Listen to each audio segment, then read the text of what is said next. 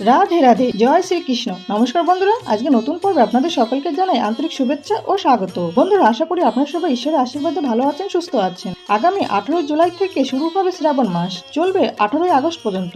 এবারে শ্রাবণ মাস 32 দিনে হতে চলেছে। আমরা প্রত্যেকেই জানি শ্রাবণ মাসে সোমবারের গুরুত্ব অপরিসীম। এই সময় ভগবান শিবের পূজা করলে সমস্ত মনস্কামনা পূর্ণ হয়। এবারে শ্রাবণ মাসে 5টি সোমবার পড়েছে। তো চলুন বন্ধুরা, আজকের ভিডিও থেকে আমরা জেনে নেব শ্রাবণ মাসের সোমবারের তারিখ বাংলা পঞ্জিকা অনুযায়ী। পুজোর শুভ সময় কখন থাকবে, শ্রাবণ মাসে সোমবার দেবাদিদেব মহাদেবের পূজা করতে কি কি উপকরণ প্রয়োজন, পুজোর নিয়ম ও মন্ত্র, আজ যারা উপবাস করবেন তারা কি খাবেন আর কি খাবেন না, এই সবকিছু জেনে নেব আজকের এই পর্ব থেকে। তো আর দেরি না করে ভিডিওটি শুরু করা যাক। বন্ধুরা, যদি আমার চ্যানেলে নতুন হয়ে থাকেন চ্যানেলটিকে সাবস্ক্রাইব করে এবং ভিডিওতে একটি লাইক করে পাশে থাকার অনুরোধ রইল।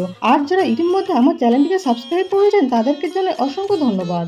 আশা করি এই ভিডিওটি আপনাদের জন্য খুবই হেল্পফুল হবে। ভিডিওর মূল পর্বে যাওয়ার আগে দেবাদিদেব মহাদেবের যারা ভক্ত রয়েছেন অবশ্যই কমেন্ট বক্সে লিখুন ওম নমঃ শিবায়, হর হর মহাদেব।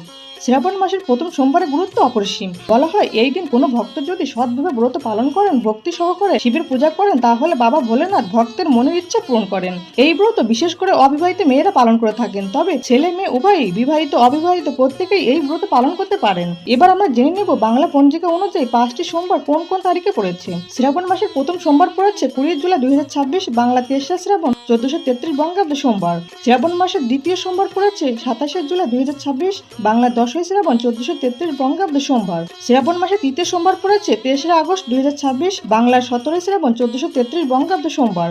এই দিন নাগ পঞ্চমীও রয়েছে। শ্রাবণ মাসে চতুর্থ সোমবার পড়েছে 10 আগস্ট 2026, বাংলার 24 শ্রাবণ 1433 বঙ্গাব্দ সোমবার। শ্রাবণ মাসের পঞ্চম অর্থাৎ শেষ সোমবার পড়েছে 17 আগস্ট 2026, বাংলার 31 শ্রাবণ 1433 বঙ্গাব্দ সোমবার।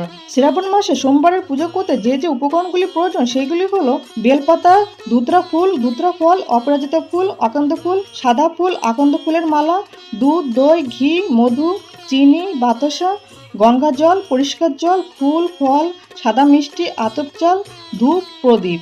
মনে রাখবেন একটি বেলপাতাতেই সব থেকে বেশি খুশি হন দেবাদিদেব মহাদেব। তবে সেই বেলপাতার যেন কোনো ফুটো, ছেঁড়া বা ফাটা না থাকে। পরিষ্কার পরিচ্ছন্ন বেলপাতা আপনাদেরকে অর্পণ করতে হবে। পুজো করার শুভ সময় থাকবে। যারা নির্জলা উপবাস করবেন তারা সূর্যাস্তের পর শিবলিঙ্গে জল ঢালতে পারেন। আর যারা নির্জলা উপবাস করতে পারবেন না তারা বেলা 12টার পর শিবলিঙ্গে জল ঢেলে উপবাস ভঙ্গ করতে পারেন। এবার চলুন জেনে নেওয়া যাক পুজো করার পদ্ধতি। সকাল সকাল ঘুম থেকে উঠে সকালের কাজকর্ম করার পর স্নান সেরে নিন। পরিষ্কার পরিচ্ছন্ন কাপড় পরুন। সাধারণত সাদা এবং হলুদ রঙের কাপড় পরা শুভ বলে মনে করা হয়। পুজোর স্থান পরিষ্কার পরিচ্ছন্ন করুন, সেখানে গঙ্গা জল ছিটিয়ে দিন এবং ভগবান শিব, মা পার্বতী এবং গণেশজির মূর্তি স্থাপন করুন। প্রথমে শিবলিঙ্গে অভিষেকের পালা। প্রথমে গঙ্গা জল দিয়ে শিবলিঙ্গে ধুয়ে নিন। এরপর পঞ্চামৃত দিন। পঞ্চামৃত অর্থাৎ দুধ, দই, ঘি আর শর্করার মিশ্রণ। এরপর আবার গঙ্গা জল দিয়ে শিবলিঙ্গে ধুয়ে পরিষ্কার করে নিতে হবে। পঞ্চামৃত দিয়ে অভিষেক করার পর বেলপাতা, ধুতরা ফুল, ধুতরা ফল এবং আকন্দ ফুল এই সমস্ত কিছু অর্পণ করুন। আপনারা শিব বাবার উদ্দেশ্যে একটি মৌসুমী ফল অর্পণ করতে পারেন। তারপর শিবলিঙ্গে ঢেলে দিতে হবে দুধ। দুধ অভিষেক করার পর আপনারা বাতাসা এবং সন্দেশ অর্পণ করবেন দেবাদিদেব মহাদেবের উদ্দেশ্যে।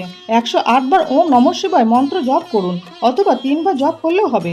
মহামৃত্যুঞ্জয় মন্ত্র, শিব চালিসা কিংবা রুদ্রাষ্টক পাঠ করতে পারেন। প্রদীপ এবং ধূপ জ্বালিয়ে আরতি করুন। ভগবানের উদ্দেশ্যে যে সমস্ত ফল মিষ্টি এনেছেন সবকিছুই অর্পণ করুন। এরপর পুজো হয়ে গেলে সকলের মধ্যে প্রসাদ বিতরণ করুন এবং নিজেও ওই প্রসাদ গ্রহণ করে উপবাস ভঙ্গ করবেন।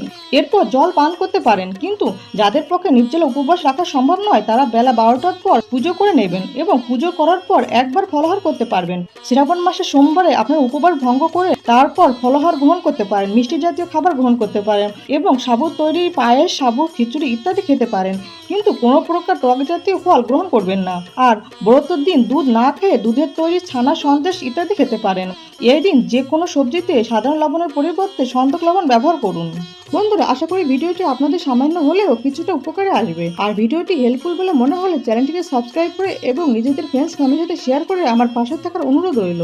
ভগবান কৃষ্ণ, মা লক্ষ্মী এবং দেবাদিদেব মহাদেবের কৃপায় আপনারা সবাই ভালো থাকুন, সুস্থ থাকুন এই প্রার্থনা করি।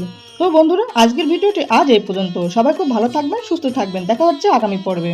জয় ভগবান কৃষ্ণ, জয় মা লক্ষ্মী, জয় বাবা ভোলেনাথ। রাধে রাধে।